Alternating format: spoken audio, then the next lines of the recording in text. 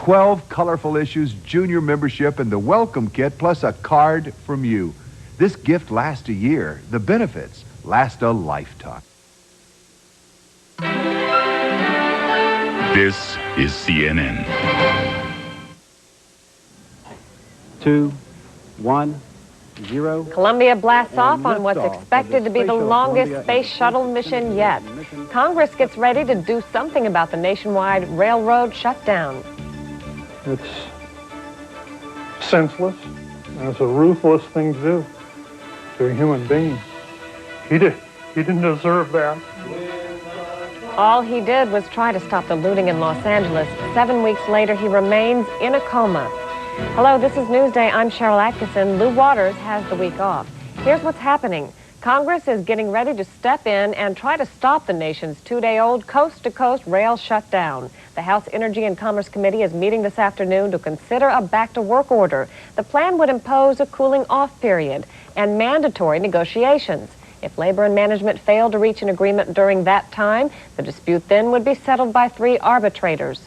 House leaders hope to bring the legislation to the floor this afternoon or evening. Senate Democrats are expected to go along if labor leaders do not object. Congressional sources say the White House has already approved the deal, and the measure could be on the president's desk by midnight.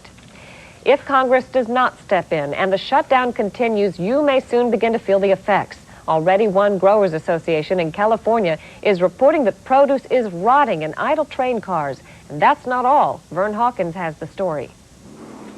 Along Southern Pacific's 15,000 miles of track, freight cars sit idle in 15 states. SP specializes in lumber shipments from the Northwest.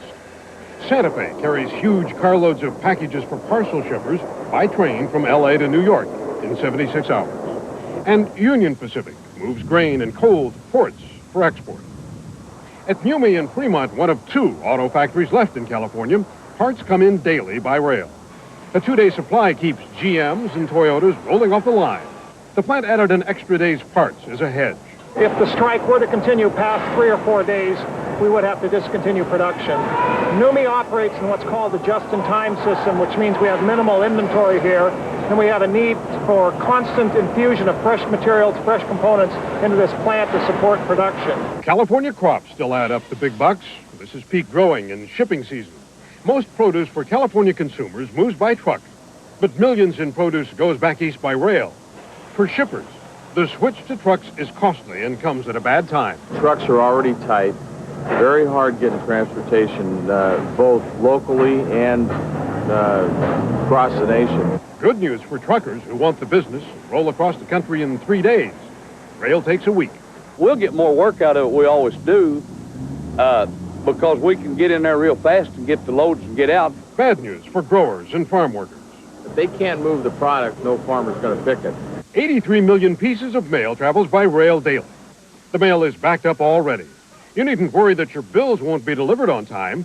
First-class mail still zips through by plane. The kind of mail that's affected here is newspapers, magazines, books, some parcels, and some advertising mail. And if the strike goes on for any extended period of time, those kinds of mail pieces will be slower getting to where they're supposed to go.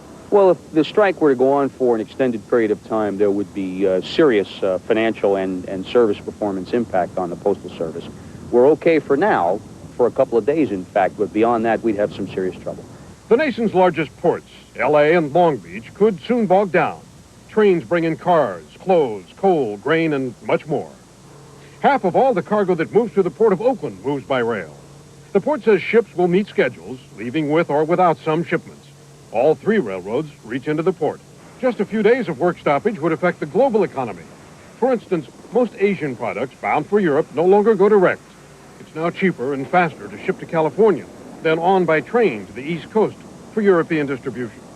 Analysts say the ripple effect reaches out internationally. General Motors says the shutdown already has forced it to cut production by at least 25% at one of its truck plants. Other car companies and industries say they also may have to slow down. The 7 astronauts on the Space Shuttle Columbia are beginning the first of what's scheduled to be 13 days in space.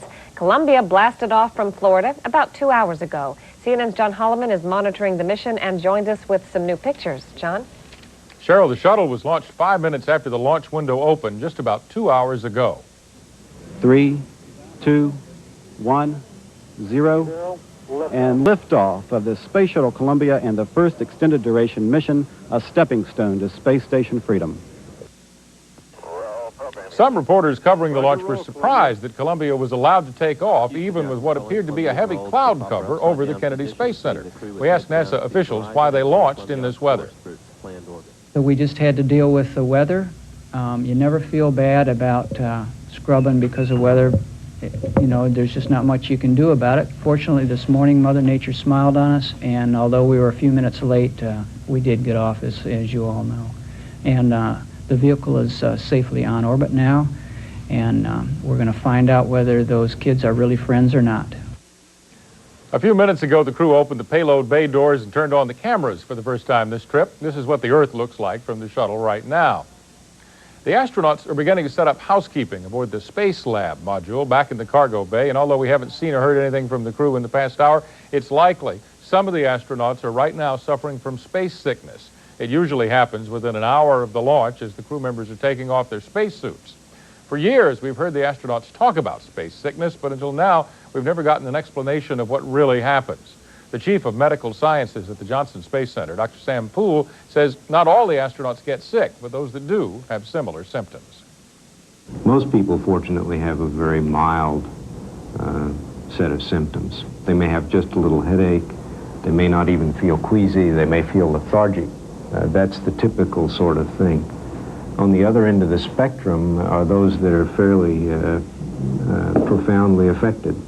And it usually starts fairly early, maybe just as you're taking off your spacesuit, and they start to feel bad. They experience nausea and vomiting sometimes. In fact, that's fairly typical. Dr. Poole says that leaves the crew members who are sick, too sick to do much work for about a day. They can't eat or drink, so they become dehydrated.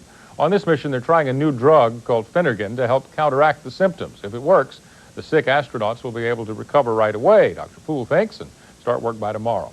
Payload Commander Bonnie Dunbar was scheduled to be first inside the space lab, and she and the rest of her team of scientists want to start work in the next 2 hours. Sharyl, we'll keep you posted as the day and this mission continues. Look forward to it. Thank you, John. Still to come on Newsday, shopping for the visually impaired. We'll tell you how one retailer is helping the blind help themselves. Also, I'm actually going to get my high school diploma only 25 years after everybody else got there. Billy Joel sings a different tune with a little pomp and circumstance. I was going through some brokerage confirmations, and bang, it hit me. This has got to stop. These trades were my idea.